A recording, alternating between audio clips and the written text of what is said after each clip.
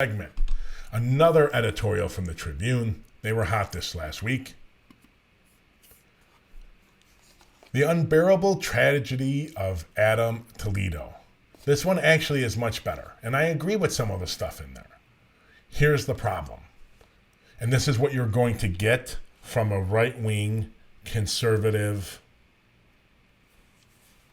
paper.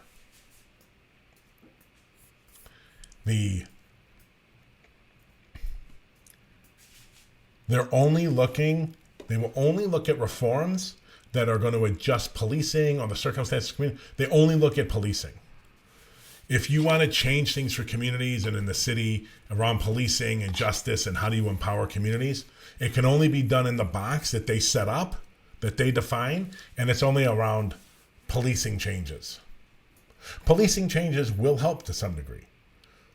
But no matter how much you change the police department, you ain't going to change the circumstances in those communities.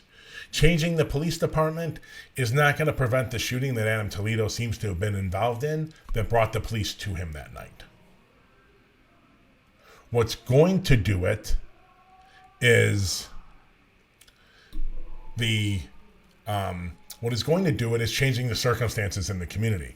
But that is not something the Tribune editorial board has any interest in, because that would cost money. And that would mean Mayor Lightfoot would have to realign the way the city does things and take money from paying for, cranes. With our tax dollars, you look at those cranes throughout the city, and a lot of those are paid for by tax dollars, but the Tribune editorial board loves it. They love TIF money, tax increment finance money, like it did in the South Loop and in the West Loop, Fulton Market area, and others, driving gentrification because that makes white rich people money, and it puts the numbers down so the city looks better to the suburbanite audience of the Tribune. Basically, just about every policy that has harmed these communities on the South and West Sides, that creates the circumstances that drives the violence and crime in these communities, the Tribune is backed. They've definitely endorsed and backed all the corrupt, horrible mayors we have had. They endorse them all. They couldn't get enough of Rahm. They couldn't get enough of Mayor Daley. While the Loop got rich and the South Loop was created, right? While that happened, he was stealing money from South and West Side's communities. Stealing it. They didn't care. They love it.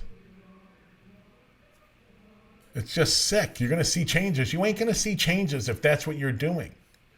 It just isn't it. But they don't want it. They're never going to give up on that. That paper doesn't really give a crap about anyone in the city. Maybe a little bit on the north side where they buy the paper. They don't care about the south and west sides. They want those people controlled.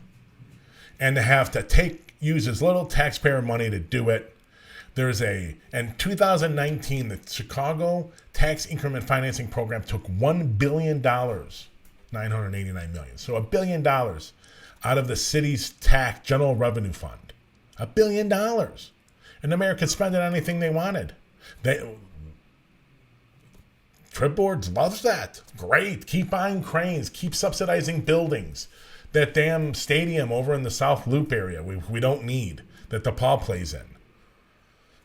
Keep subsidizing the hell out of it, because our friends as stockholders and us as stockholders and all our friends, CEO, corporate friends, and all the people in the suburbs, they benefit from it, so keep doing it. They don't give a shit. Nothing is going to change until we change the economics. It would be great to say otherwise. It just isn't going to happen. Do we need to change reforms in the police department? Absolutely. Do we need to do better training? We'll talk about that in a little bit. Sure. But the real change is coming when you change the economics circumstances in those communities.